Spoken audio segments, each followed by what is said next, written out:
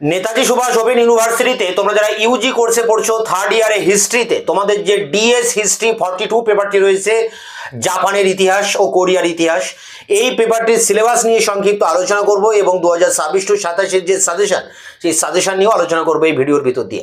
দেখো এখানে সাজেশনে যে 10 নম্বর এবং 6 নম্বরের প্রশ্ন রয়েছে, 10 নম্বরের 2টি প্রশ্ন লিখতে হয়, পরীক্ষায় 4টি থাকে, আর 6 নম্বরের টিকা থাকে 10টি, পরীক্ষায় 5টি লিখতে হয়। এই 50 নম্বরের পরীক্ষা হবে। এখন এই 50 নম্বরের যে সাজেশন আমি তুলে ধরছি তোমাদের সামনে, সেই সাজেশনের সমস্ত প্রশ্নের উত্তর আমি চ্যানেলে আপলোড করে দিয়েছি। তোমরা সাজেশনের প্রশ্নগুলো ইউটিউবে বাংলায় লিখে সার্চ করলেই আমাদের অ্যান্সার পাবে। এছাড়া এই ভিডিওর ডেসক্রিপশন বক্সে তোমরা একটি প্লে লিস্টের লিঙ্ক পাবে, সেখানে সমস্ত প্রশ্নের উত্তর পেয়ে যাবে। তা দেখো এখন আমরা দেখিনি একবার যে ডিএস হিস্ট্রি 42 পেপারটিতে কি রয়েছে। দেখো জাপানের ইতিহাস আছে। তা জাপানের ইতিহাস আমাদের পড়তে হয় শগুন তন্ত্রের পতনের পর থেকে। জাপানের সম্রাটের সমস্ত ক্ষমতা তার প্রধানমন্ত্রী, যার নাম ছিল শগুন, তিনি করায়ত্ত করে নেন এবং সম্রাটকে ঠুটো জগন্নাথ কাঠের পুতুলের মতো সিংহাসনে বসিয়ে রাখেন আর সমস্ত ক্ষমতা দখল করে নেন তার প্রধানমন্ত্রী অর্থাৎ শগুন। এরপর শগুনরা নিজেদের মতো স্বাধীনভাবে রাজত্ব করতে থাকেন। টোকিওতে তারা আলাদা রাজধানী স্থাপন করেন। তাই একদিকে সম্রাটের শাসন চলে, অন্যদিকে আবার এই শগুনের শাসন চলে। প্রায় 1000 বছর এই শগুনরা কিন্তু রাজত্ব করেছিল। শগুনের ছেলে শগুন, তার ছেলে শগুন, এইভাবে কিন্তু শগুনরা রাজত্ব করতে থাকে, যাকে আমরা বলি শগুনতন্ত্র। তো এই শগুনতন্ত্রের যুগে রাজনৈতিক কাঠামো কেমন ছিল? একটা সময় শগুনতন্ত্রের পতন ঘটে বিভিন্ন কারণে। কারণ জাপানের অনেকগুলো সামাজিক গোষ্ঠী ছিল, তোসু, তোজা, হিজো, এই সমস্ত গোষ্ঠী একজোট হয়ে এই শগুনতন্ত্রের বিরুদ্ধে বিদ্রোহ করে এবং শগুনের পতন ঘটে। এই পতনে একটা ঘটনা খুব গুরুত্বপূর্ণ ছিল, সেটি হচ্ছে 1854 সালে কমোডোর পেরির অভিযান। আমেরিকার এক নৌসেনাপতি তিনি এসেছিলেন জাপানে ব্যবসা বাণিজ্য করার উদ্দেশ্যে। তিনি একটা চরমপত্র পাঠায় জাপানের দরবারে যে তাকে ব্যবসা বাণিজ্য করতে দিতে হবে, নতুবা যুদ্ধ করতে হবে। 1 বছর পরে তিনি আবার আসবেন বলে তিনি চলে যান। পরে যখন 1 বছর বাদে আসেন, তখন এই টোকুগাওয়া শগুনরা তার দাবি মেনে নেয়। এই দাবি মেনে নিলে জাপানের সাধারণ মানুষ বুঝতে পারে যে এই শগুনরা দুর্বল হয়ে পড়েছে, এখনই বিদ্রোহ করার উপযুক্ত সময়। এই পটভূমিকায় শগুনদের বিরুদ্ধে বিদ্রোহ হয়, শগুনদের পতন ঘটে। তাহলে শগুনতন্ত্রের পতনের কারণ কি সেটা আমাদেরকে পড়তে হয়। এরপরে যে কমোডোর পেরির অভিযান হয়েছিল, যাকে কেন্দ্র করে এই শগুনতন্ত্রের পতন হলো, সেই কমোডোর পেরির অভিযানের গুরুত্ব কি সেটাও আমাদেরকে পড়তে হয়।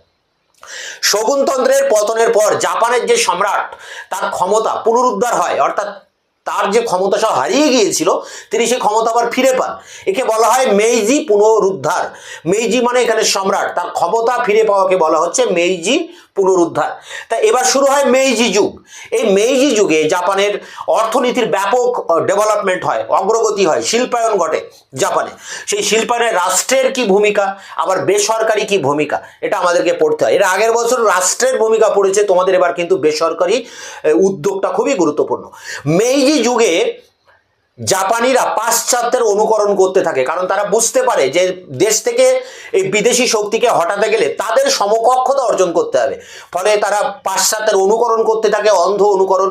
শিক্ষা, সমাজ, রাজনীতি, ধর্ম সমস্ত দিক দিয়ে তারা কিন্তু পাশ্চাত্যের অনুকরণ করতে থাকে। পাশ্চাত্যের জ্ঞান বিজ্ঞানের যে সমস্ত বইপত্র আছে সেগুলো পড়তে থাকে। জাপানি ছাত্ররা বিদেশে যায়, কলা কৌশল শিখে আসে এবং পাশ্চাত্যের ধাঁচে জাপানের সামরিক সংস্কার হয়, শিক্ষা সংস্কার হয়, কৃষি সংস্কার হয়। এই সমস্ত সংস্কারগুলো কিন্তু আমাদেরকে পড়তে হয়।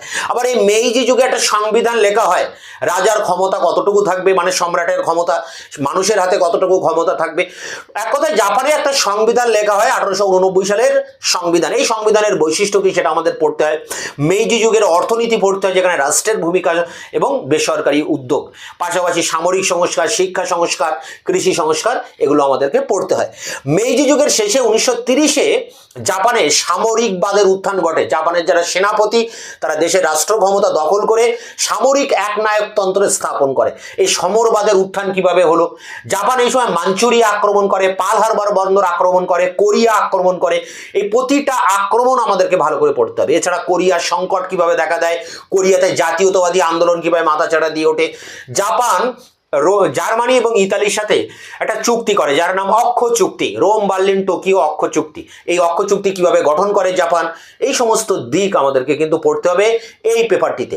এই পেপারের যে সাজেশন রয়েছে সাজেশনটা আমি অন স্ক্রিনে তুলে ধরছি, সেই জায়গা থেকে তোমরা খাতায় নোট ডাউন করবে এবং এখানে সাজেশনের সব প্রশ্নের উত্তর কিন্তু এই ভিডিওর ডেসক্রিপশন বক্সের প্লে লিস্টে তোমরা পেয়ে যাবে। Netaji Subhas Open University UG third year history part 3 DS history 42 suggestion 2026-27 group A, যেখানে 10 নম্বরের প্রশ্ন দুটি লিখতে হবে, পরীক্ষায় 4টি আসে, দুটি লিখতে হয় 20 নম্বর। তার জন্য তোমরা 10-12টা প্রশ্ন দেখবে। টোকুগাওয়া শগুনতন্ত্রের পতনের কারণ আলোচনা করো, মেইজি পুনঃস্থাপনের প্রকৃতি বিশ্লেষণ করো। এই প্রশ্নটা 100% পরীক্ষায় আসবে, তোমরা এটা প্রত্যেকেই পড়বে। টোকুগাওয়া শাসনকালে জাপানের রাজনৈতিক বিন্যাস কেমন ছিল?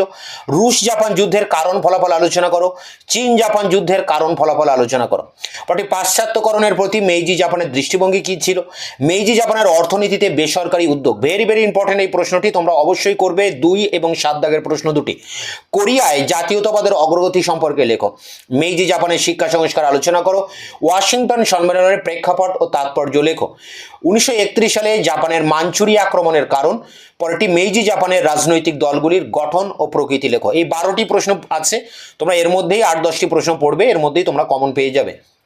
গ্রুপ বি, যেখানে 6 নম্বরে টিকা প্রশ্ন লিখতে হবে 5টি, 30 নম্বর, পরীক্ষায় 10টি প্রশ্ন থাকে। তার জন্য যে প্রশ্নগুলো করবে, 1876 সালের কানগাওয়া চুক্তি, 1910 সালে কোরিয়ায় জাপানি সংযুক্তির প্রভাব, চীনের কাছে জাপানের 21 দফা দাবি, 1902 সালে ইঙ্গো জাপান চুক্তির শর্ত বা আসতে পারে গুরুত্ব, জাপানের সামন্ততন্ত্রের পতনের কারণ লেখো, টোকুগাওয়া শগুন যুগের কৃষক বিদ্রোহ, কোরিয়া সংকট, কায়রো ঘোষণা, 1920 দশকে জাপানের আভ্যন্তরীণ পরিস্থিতি, পটসডাম সম্মেলন, কোরিয়ায় জাপানের ঔপনিবেশিক শাসনের প্রকৃতি, 1880 দশকে জাপানের অধিকার আন্দোলন, ডাইমো শ্রেণী, সামুরাই শ্রেণী, জাইবাসু শ্রেণীর উত্থান এবং সাতসুমা বিদ্রোহ। 16টি প্রশ্ন রয়েছে, তোমরা প্রথম দিক থেকে 10-12টা প্রশ্ন পড়বে, তার মধ্যে আশা করি কমন পাবে। এই সমস্ত প্রশ্নের উত্তর সব চ্যানেলে আপলোড করা আছে, ভিডিও ডেসক্রিপশন বক্সে তার লিঙ্ক দেওয়া আছে। এছাড়া তোমাদের যে সিসি পেপারগুলো আছে, সিসি 11, 12, 13, 14 4টি পেপারেরই সাজেশন তার অ্যান্সার চ্যানেলে আপলোড করা আছে। ডিএস পেপারগুলির যে সাজেশন তাও চ্যানেলে আপলোড করা আছে। সব কিছুর লিঙ্ক থাকবে এই ভিডিওর ডেসক্রিপশন বক্সে। দেখা হচ্ছে অন্য ভিডিওতে।